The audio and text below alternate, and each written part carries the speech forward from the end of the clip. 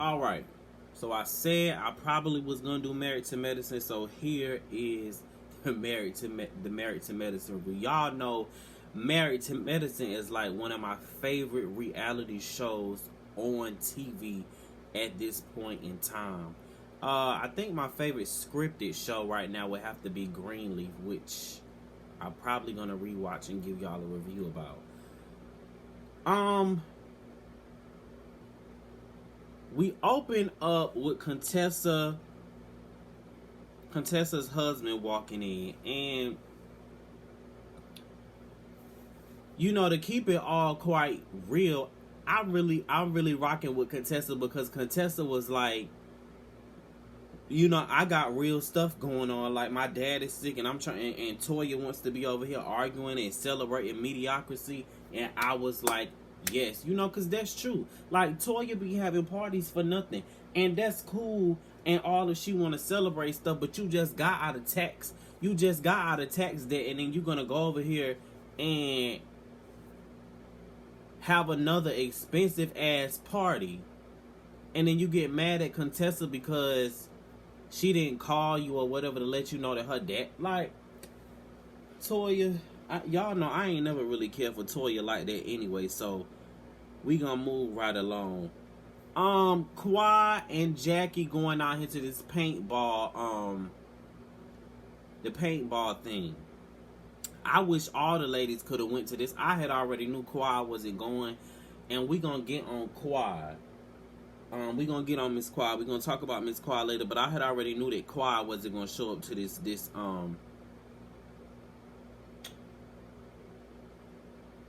paintball gun place.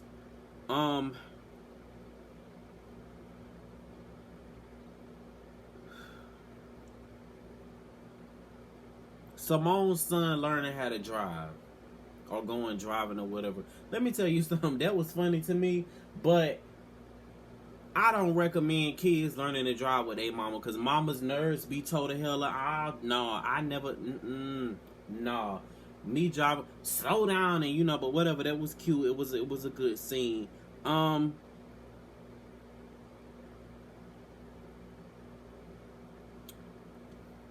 I love Simone, and what is that? I can't think of. Is that Miles?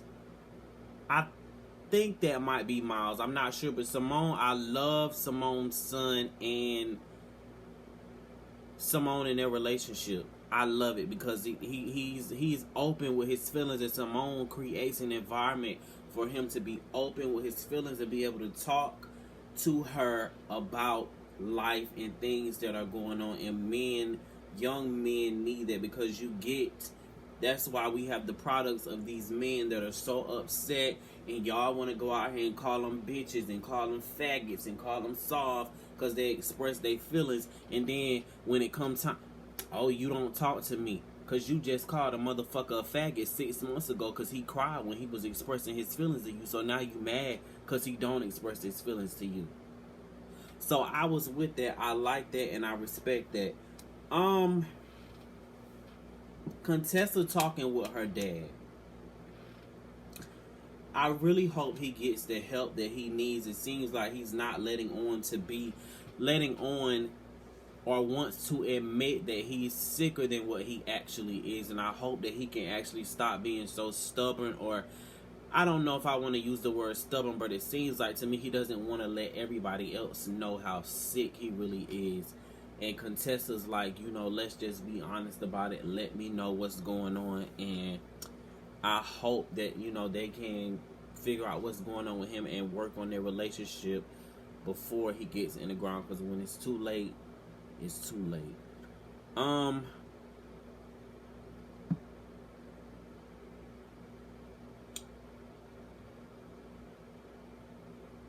Y'all know I don't even be caring for Mariah scenes like that. But Mariah, I smiled and was into that scene when Mariah had that scene with her daughter. I was like, oh wow, this is actually a good side of Mariah. I was into the scene. Usually when Mariah scenes come on, I be like, whatever. I go wash the dishes or go finish cooking what I was cooking in the first place or something.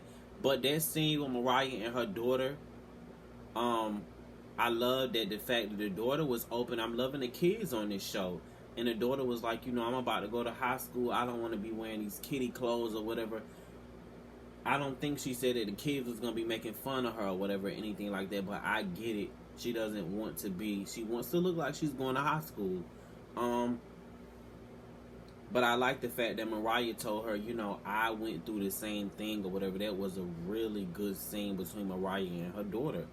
I like that. It made me feel like Mariah was actually human because, and I'm going to take my foot off Mariah's neck because, like I said, I watched her on her and Heavenly on Hollywood Unlocked. And Mariah and Heavenly just here to make good TV, and I'm here for it. So,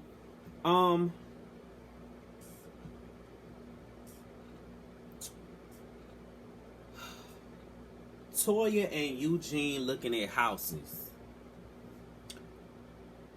I like how Eugene set it up. He kind of gave Toya some bait to see what she was going to do with it. And I like the fact that she didn't fall for it. And he was like, well, I can pick up some extra shift. And Toya annoys me. But when it comes to her and Eugene, I like that they do what works for them to be happy. And Toya was like, look, no, it ain't worth all that. I want you to be here with the family. It ain't worth you going out here working all these hours and got to do all this work if you can't enjoy the fruit of the labor. And I was with that.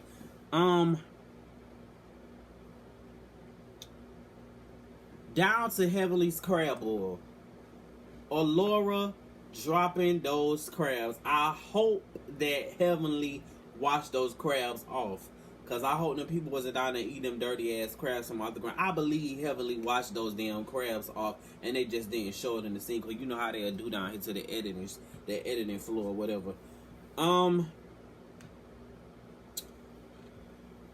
Simone saying that she is done with Quad's bullshit.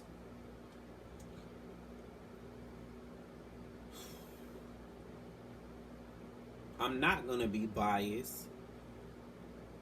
But, I mean, the lady is going through a divorce. And I watched Funky Dineva's videos and he said that Quad has done the same thing to him, so I'm going to hold her equally accountable. Quad does seem like she's so self-absorbed in her own day-to-day life that she kind of like gives off that she doesn't like care what other people got going on. And I was talking with my friend, he was like, yeah, I don't really care for Quad or Mariah like that on the show because they both are kind of like self-absorbed. And I was like, yeah. And then I went back and I watched some old Married to Medicine. I was watching season 1 and I went on to season 3 and I was like, yeah, they kind of right. Because like after Mariah and Quad fell out, Quad kind of had realized that, she kind of held some weight to this show. And, I'm going to tell y'all who Quad reminds me a lot of, and somebody that I don't like as I was watching the show. She reminds me a lot of Tamar Braxton. Because instead of actually reflecting and taking blame for responsibility in it or whatever, she kind of go, not Miss Quad, none of their emotions or whatever. But, she showed some emotions on this episode, and I was like, okay, how, I get it from both sides. I get what the ladies are saying, but it would seem to me that like, damn, she is going through a divorce. So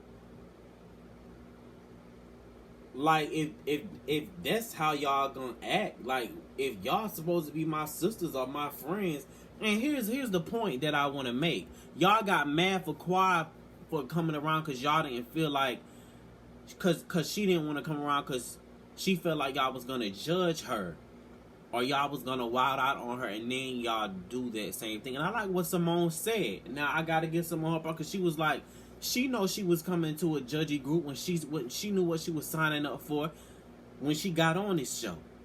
So I get it. But at the same time, it's like, damn, the woman is going through a divorce.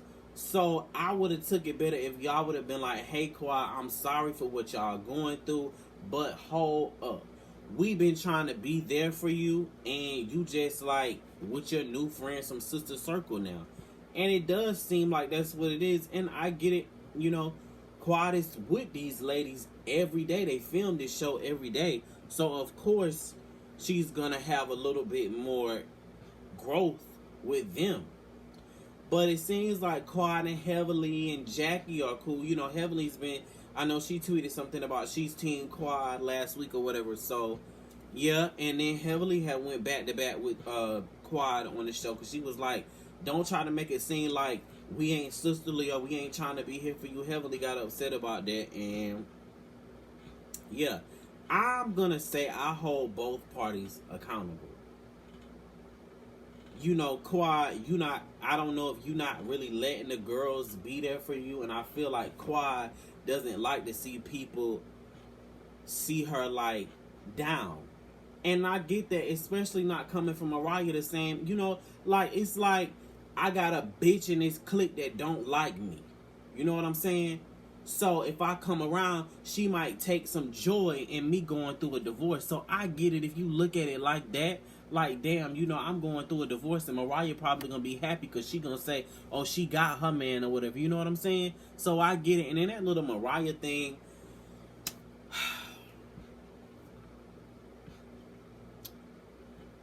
Mariah handed Quad the little pocketbook or whatever. You know, Quad probably would have been okay if anybody would have gave her that. But Mariah, and then Mariah was like, you just can't be fucking nice to these bitches or whatever. And then she kind of like was about to push or hit Quad or whatever. So every time I want to clap for Mariah, she always does something that makes me... Every time I take 10 steps forward, Mariah, she always takes me 20 steps backwards with her. Quad just don't want to be friends with Mariah. And that's all it is. Quad just does not see it for Mariah like that. And that's just the bottom line. As much as I want them to be friends, and I think Mariah really does miss Quad. But some people just can't move past certain things, or they can't be cool with certain people, and it is what it is. I do think Mariah does miss Quad. I do think so. What else is going on this episode?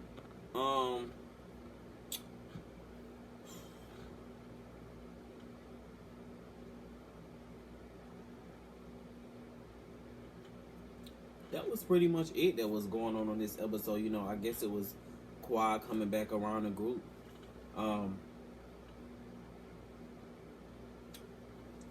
Yeah. So Married to Medicine really... It does... I don't know if any of this stuff is... I don't know. It doesn't seem fake or scripted to me. Like that shit we get on Love and Hip Hop, Housewives of Atlanta, which I don't kind of know how I'm feeling about Housewives of Atlanta coming back this season. I just feel like we've gotten everything out of the women that we can get from them as a collective whole. But congrats to Portia Williams being pregnant. But yeah, I don't know. Like, Married to Medicine just seems to push the envelope and give us real moments. You know, we get successful black women, successful black men on a show. And yeah, we get drama because they gotta sell it. It's a TV show. Because, you know, people be like, oh, drama this and drama that. They got too much drama going on. But let's just be honest about something. If they didn't have no drama going on, you would call them hoes boring. Let's just be honest about that. And on that note, y'all, that's all I got for Married to Medicine. I might watch Black Ink Crew. I might do a review of Greenleaf. I ain't gonna promise y'all nothing because I get in here and watch it and be done fell asleep. I can't stay focused. That'd be my ADD cutting up or whatever they call it, ADHD or whatever they got, you know. But that's all I got for Married to Medicine. got a personal video coming that I want to talk about. Ladies, you might not be able to relate, but watch it. Drop down in the comments and let me know. I know I'm late. Don't read me too bad. But what did y'all think about this episode of Married to Medicine? Let me know.